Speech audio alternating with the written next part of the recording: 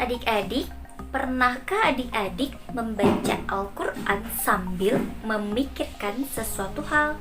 Seperti pada gambar berikut ini.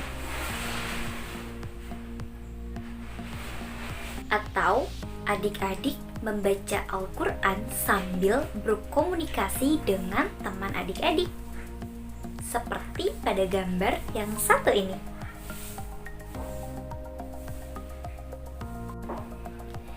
Kira-kira bolehkah kita membaca Al-Quran sambil memikirkan sesuatu hal atau berkomunikasi dengan teman kita?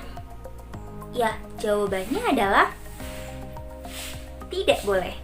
Lalu, bagaimana adab membaca Al-Quran yang benar?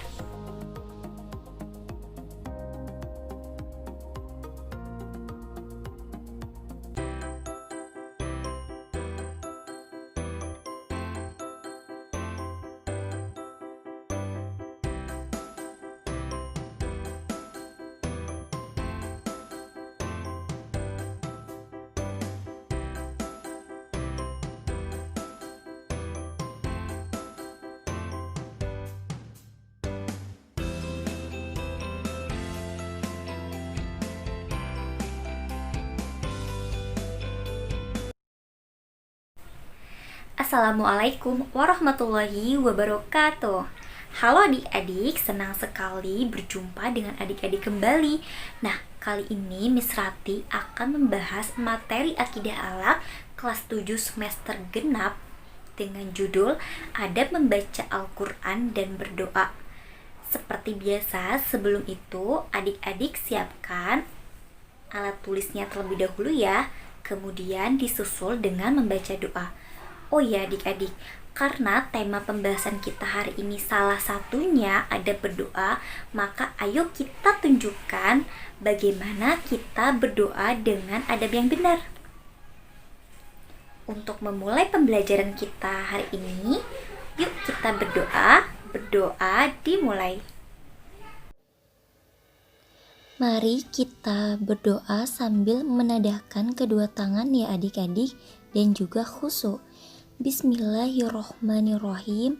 Robbi zidni ilman warzuqni fahman waj'alni minas sholihin. Yang artinya, ya Allah, tambahkanlah aku ilmu dan berikanlah aku kemampuan untuk memahaminya, dan jadikanlah aku termasuk golongan orang-orang yang soleh. Amin ya robbal alamin.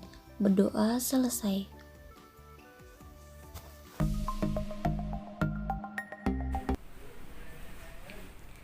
Tujuan pembelajaran kita hari ini yaitu yang pertama, memahami makna Al-Quran dan berdoa. Yang kedua yaitu menjelaskan adab membaca Al-Quran dan berdoa. Yang ketiga yaitu mempraktikkan adab membaca Al-Quran dan berdoa. Agar kita mampu mencapai tujuan pembelajaran kita hari ini, maka adik-adik perlu memperhatikan penjelasan setelah ini ya.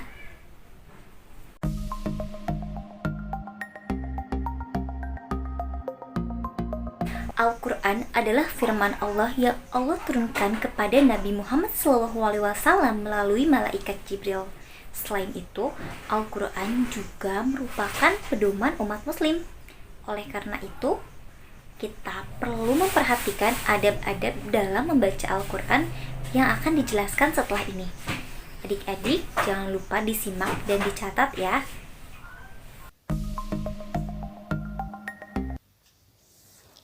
Adab membaca Al-Quran. 1. Bersuci. Allah tidak menyukai menyebut nama Allah kecuali dalam keadaan suci. Hadis riwayat Ahmad Ibnu Daud. Jadi adik-adik, kita perlu bersuci terlebih dahulu sebelum membaca Al-Quran dengan cara berwudu ya. Selanjutnya, 2. Diawali dengan ta'awuz dan basmalah. A'udzubillahi minasyaitonirrajim. Bismillahirrahmanirrahim. 3. Membaca Al-Quran dengan tartil. Bacalah Al-Quran dengan tartil. Quran Surat Al-Muzammil ayat 4. Apa sih itu tartil? Yang dimaksud dengan tartil adalah membacanya dengan pelan dan jelas pada setiap hurufnya. Tafsir Ibnu Katsir. 4. Membaca Al-Quran dengan khusyuk, artinya memusatkan hati hingga perasaan terbawa sesuai apa yang kita baca.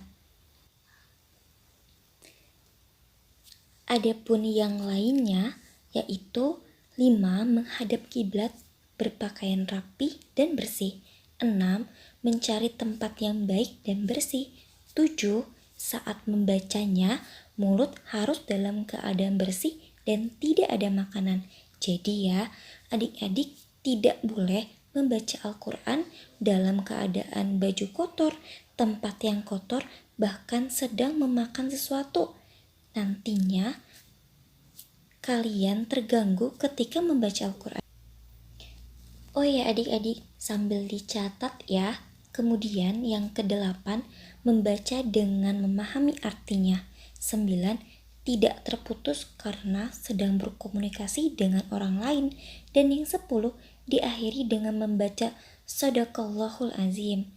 Nah adik-adik, jika kita membaca Al-Quran sambil berkomunikasi dengan teman, itu merupakan adab yang salah ya.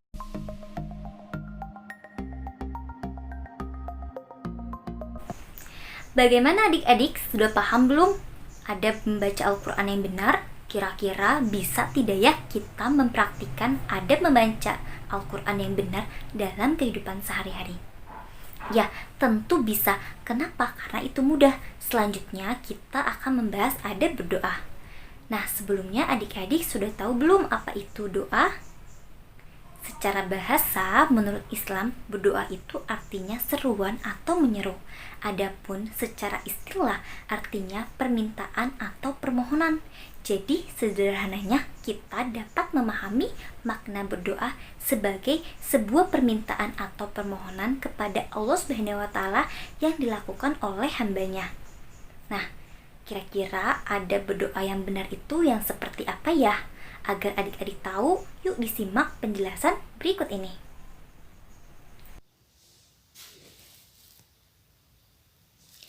Selanjutnya, adab berdoa. 1. Berdoa pada waktu yang mustajab, antara lain hari Arafah, bulan Ramadan, sore hari Jumat, waktu sahur atau sepertiga malam, dan antara azan dan iqamah.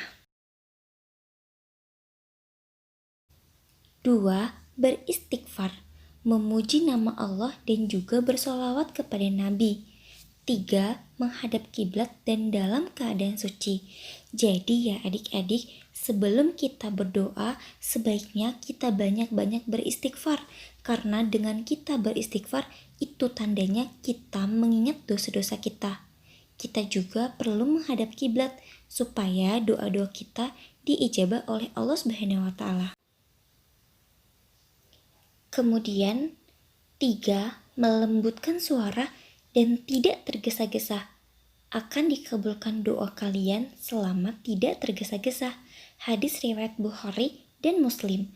Hayo, siapa di antara kalian yang masih tergesa-gesa dalam berdoa? Itu merupakan adab yang salah ya. Dalam berdoa kita harus khusyuk dan juga fokus, jangan sampai tergesa-gesa. Adapun yang lainnya yaitu 5. Menghadirkan hati dan khusyuk. 6. Berprasangka baik kepada Allah. 7. Mengulang-ulangi doa. Dan 8. Menghindari doa yang buruk. Nah, jadi adik-adik, ketika kita berdoa, kita perlu menghadirkan hati kita selayaknya kita berada di hadapan Allah. Kemudian, jika doa kita belum dikabulkan, jangan sampai kita berprasangka buruk, maka tetaplah berprasangka baik kepada Allah dan terus memintanya. Dan kita juga perlu menghindari doa yang buruk. Doa yang buruk itu seperti apa sih, Miss? Doa yang buruk itu seperti kita mendoakan sahabat atau tetangga kita untuk mendapatkan musibah. Nah, itu merupakan doa yang tidak bisa dibenarkan ya, dan ada yang salah. Bagaimana? Adik-adik sudah paham?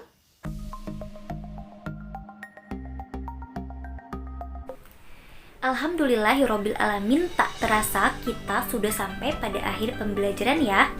Sebagai kesimpulan, dalam kehidupan sehari-hari, kita perlu menerapkan adab membaca Al-Quran dan berdoa yang benar ya, agar membaca Al-Quran dan berdoa menjadi pahala bagi kita. Nah, seperti biasa di akhir Miss akan memberikan soal yang harus adik-adik jawab. Soalnya adalah, seberapa pentingkah kita menerapkan adab membaca Al-Quran dan berdoa dalam kehidupan sehari-hari? Lalu, kenapa sih membaca Al-Quran dan berdoa itu harus memperhatikan adab yang benar? Nanti jawabannya dikumpulkan ya. Terima kasih kepada adik-adik sudah memperhatikan. Sampai berjumpa lagi.